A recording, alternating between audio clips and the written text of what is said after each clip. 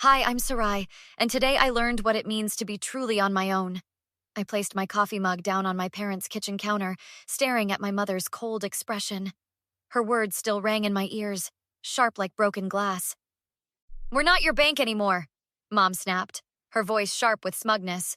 "You're 23, for heaven's sake. Time to stand on your own 2 feet." I blinked, trying to process what she was saying. "But the money in that account is mine. I've been saving since high school." Dad cleared his throat from his position by the refrigerator. "Your mother and I have been discussing this for a while now. We think it's best if we reallocate those funds." "Reallocate?" My voice rose. "That's my tuition money. My graduation is in 3 months." Mom flicked her wrist dismissively. "Oh, please, drama queen. You can take out loans like everyone else. We've decided to use that money for our anniversary cruise." "A cruise? With my money?" I gripped the counter to steady myself. "That's theft." "Technically, no."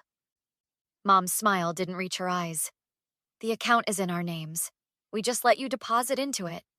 "Because you said it would be easier. You promised that money was for my education." My hands were shaking now. Dad at least had the decency to look uncomfortable. "Sarai, sweetie, sometimes in life—" "Don't sweetie me," I cut him off. "How much is left in the account?" They exchanged glances. "Nothing," Mom said flatly. "We transferred it yesterday. Tickets are booked." My stomach dropped. "All $15,000? Gone?" "You should be thanking us," Mom said, brushing imaginary dust from her sleeve. "This is teaching you responsibility. Independence." "You call stealing my money teaching responsibility?" I couldn't believe what I was hearing. "We've supported you for years," Dad offered weakly. "And now we're done," Mom added with finality. "Maybe this will motivate you to stop wasting time with that photography nonsense and get a real job." The kitchen felt too small suddenly. I needed air. I needed to think. "I'm leaving," I managed to say through gritted teeth. "Dramatic as always," Mom sighed. "You'll thank us someday." I grabbed my keys and stormed out, my mind racing.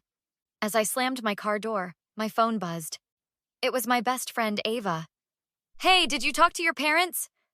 Her cheerful voice came through the speaker. "Oh, I talked to them all right," I said, my voice cracking. "They took it, Ava. All of it."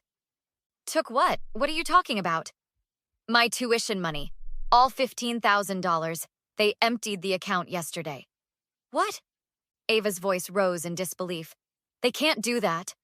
"Apparently they can. The account was in their names." That's horrible. What are you going to do?" I started the engine, my mind suddenly clear. "First, I'm coming over to your place. Then I'm calling Aunt Vivian." "Your mom's sister? The accountant?" "Yeah. And then I'm going to find out exactly what else they've been hiding from me." "I'll make coffee," Ava said firmly. "Strong coffee." As I pulled away from my childhood home, I caught a glimpse of my mother watching from the window, that same smug smile on her face. She thought she'd won. She had no idea what was coming. "They're not getting away with this," I said quietly. "What did you say?" Ava asked. I said they picked the wrong daughter to mess with. Aunt Vivian's office was intimidatingly neat, all gleaming surfaces and color-coded files. She adjusted her glasses, looking at me with a mixture of sympathy and determination. "I always knew Karen would go too far someday," she said, referring to my mother by her first name. "But stealing from her own daughter? That's a new low." "Can you help me?" I asked, leaning forward in my chair. "I need to know if there's a way to get that money back." Aunt Vivian tapped her manicured nails on her desk. "The joint account situation is tricky. Legally, they had access." My heart sank. "So there's nothing I can do?" I didn't say that. Her lips curved into a smile that reminded me this woman shared DNA with my mother. Only she used her powers for good. "Tell me, did you ever sign any paperwork for that account?" I thought back. When I was 16, Mom had me sign some forms. She said it was to add me to the account. "But you never received statements? No access to online banking?" I shook my head. Mom said she was handling it all for me. "Of course she did." Aunt Vivian's voice was dry. She turned to her computer, fingers flying over the keyboard. There's something fishy about this whole setup. Ava, who'd insisted on coming along for moral support, spoke up from her chair beside me. What about the college fund? Didn't Sarai's grandparents set something up? Aunt Vivian paused her typing. Yes, they certainly did. A trust that was supposed to be accessible when you turned 18. She looked at me sharply. Did you ever receive that money? No, I said slowly. Mom told me Grandpa's investments failed before he died, that there wasn't anything left. That, Aunt Vivian said firmly, is a bald-faced lie. I helped set up that trust myself. My mouth fell open. Are you saying... I'm saying we need to dig deeper, much deeper. She picked up her phone. I'm calling Marcus Peterson. He was your grandparents' financial advisor and still manages the family trusts. 20 minutes later, a distinguished man in his 60s was seated with us, his expression growing stormier by the minute as Aunt Vivian explained the situation. This is highly irregular, Mr. Peterson said, opening his laptop. The trust established by your grandparents was quite substantial, Sarai, and it's still very much intact. How substantial? I asked, my mouth dry. He turned the screen toward me. I gasped at the figure. That's over $100,000? Mr. Peterson nodded grimly. Your mother has been serving as trustee, but the money is legally yours now. Has been for 5 years. She never told me, I whispered. All this time, struggling to pay tuition, taking extra jobs. Classic Karen, Aunt Vivian muttered. What can we do? Ava asked, squeezing my hand. Mr. Peterson's expression was resolute. First, we remove your mother as trustee immediately. Then we investigate exactly what withdrawals have been made from this account. Can we do that? I asked. My dear, he said, closing his laptop with a snap. Not only can we do it, but if your mother has been misappropriating funds from your trust, there will be serious legal consequences. She'll say I knew about it, I worried, that I approved the spending. Did you ever sign any documents regarding this trust after you turned 18? Mr. Peterson asked. I shook my head. Then we have them, Aunt Vivian said triumphantly. Financial fraud leaves a paper trail. As they discussed legal strategies, my phone buzzed with a text. It was my younger brother, Leo. Mom and Dad are freaking out. What did you do? I showed the message to Aunt Vivian, who raised an eyebrow. Word travels fast, she noted. Are you ready for this, Sarai? Once we start, there's no going back. I thought about years of struggling, of being told I wasn't trying hard enough, of hearing, we're not your bank, while they used my money, and apparently my inheritance, for their own luxuries. I'm ready, I said firmly. They chose this path, not me. 3 days later, I stood in my parents' living room, a folder of documents in my hand and Aunt Vivian at my side. Mom paced like a caged tiger while Dad sat slumped on the couch, looking defeated before we'd even begun. What is this ambush? Mom demanded, gesturing wildly. And why did you bring her? She glared at her sister. I think you know exactly why I'm here, Karen, Aunt Vivian replied coolly. I stepped forward. We need to talk about my trust fund. Mom froze mid-stride. What nonsense has Vivian been filling your head with? There is no trust fund anymore. That's interesting, I said, opening the folder and placing documents on the coffee table. Because according to Mr. Peterson and these bank statements, there's over $100,000 in it. Or at least there was before you started making withdrawals. Dad's head snapped up. Karen? What is she talking about? Mom's face flushed red. This is ridiculous. That money was meant for your education. We've been using it for exactly that. Really? I pulled out a specific statement. Was my education happening in Cancun last spring? Or maybe it was on that shopping spree in New York. Or perhaps the down payment on your new car was somehow educational. You ungrateful little... Mom started, stepping toward me. Aunt Vivian moved between us. Careful, Karen. You're in enough trouble already. Dad stood up shakily. I don't understand.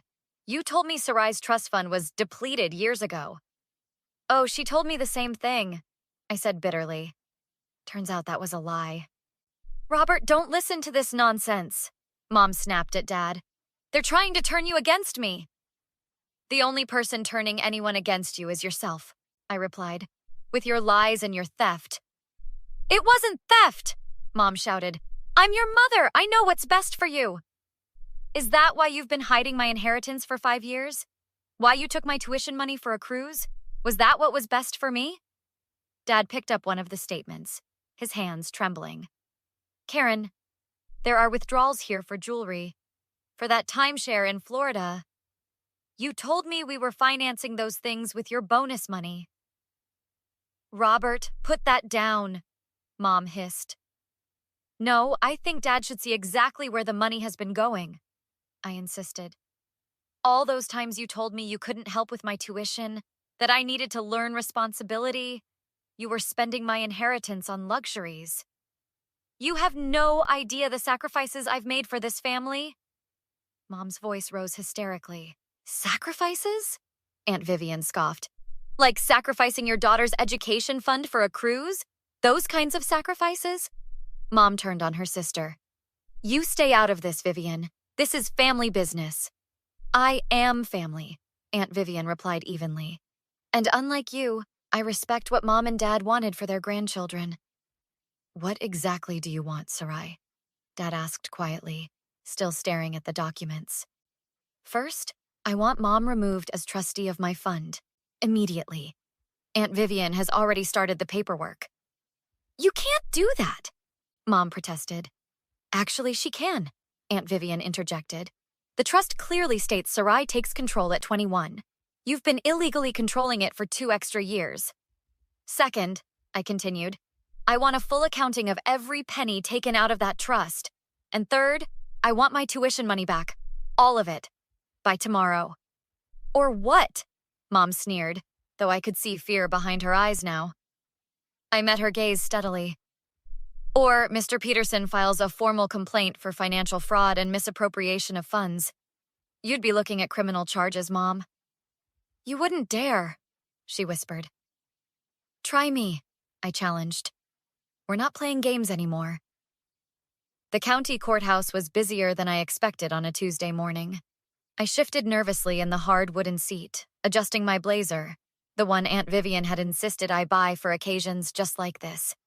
Stop fidgeting, Ava whispered beside me. You look like you're the one in trouble. Sorry, I murmured. I just can't believe it's come to this.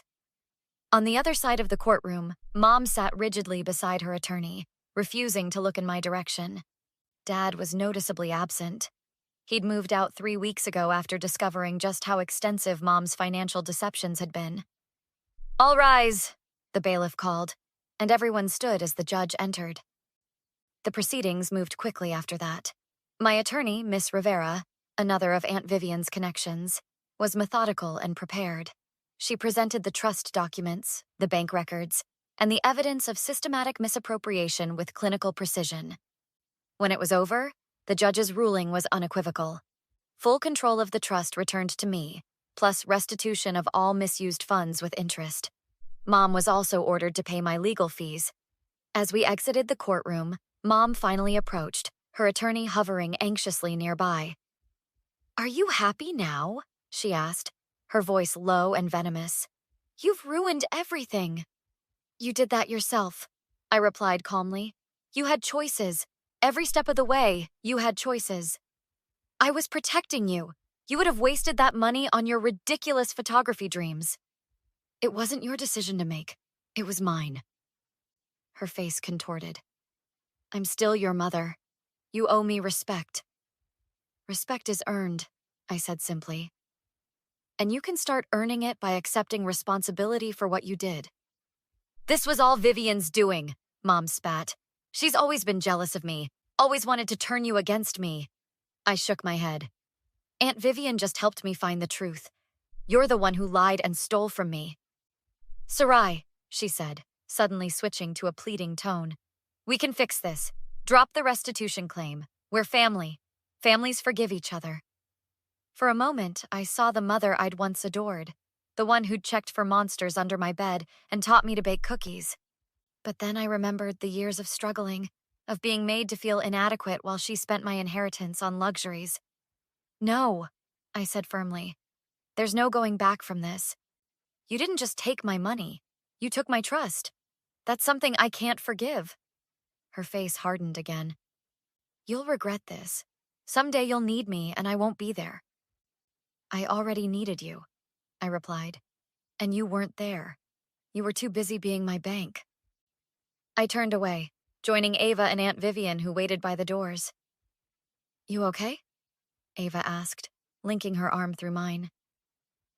Yeah, I said, surprised to realize I meant it. I really am. 2 months later, I stood on the graduation stage, accepting my photography degree with distinction. In the audience, I could see Aunt Vivian cheering wildly, alongside Dad, who was making tentative steps toward rebuilding our relationship, and Leo, who'd finally heard the full story and chosen his side accordingly. Mom wasn't there. The last I'd heard, she'd moved to Florida, ironically now struggling financially after the divorce and court-ordered payments. That evening, as we celebrated at Aunt Vivian's house, she raised a toast. To Sarai, not just a graduate, but a gallery-featured photographer with her first exhibition next month. Everyone cheered, and Dad added quietly, I'm so proud of you, sweetheart. I should have stood up for you long ago. It's never too late to do the right thing, I told him. That's what I've learned from all this. Later, as Ava and I sat on the porch swing, she asked, Do you ever think you'll reconcile with your mom? I looked out at the sunset, painting the sky in brilliant oranges and pinks, colors I'd capture with my camera tomorrow. Some bridges once burned can't be rebuilt, but I'm not living in the ashes anymore. I'm building something new. And the money? She pressed. What will you do with it? I smiled. Invest in myself, my studio, my future. I paused. And maybe set up a scholarship fund for young photographers who don't have family support. Ava raised her glass. Revenge is a dish best served with irony.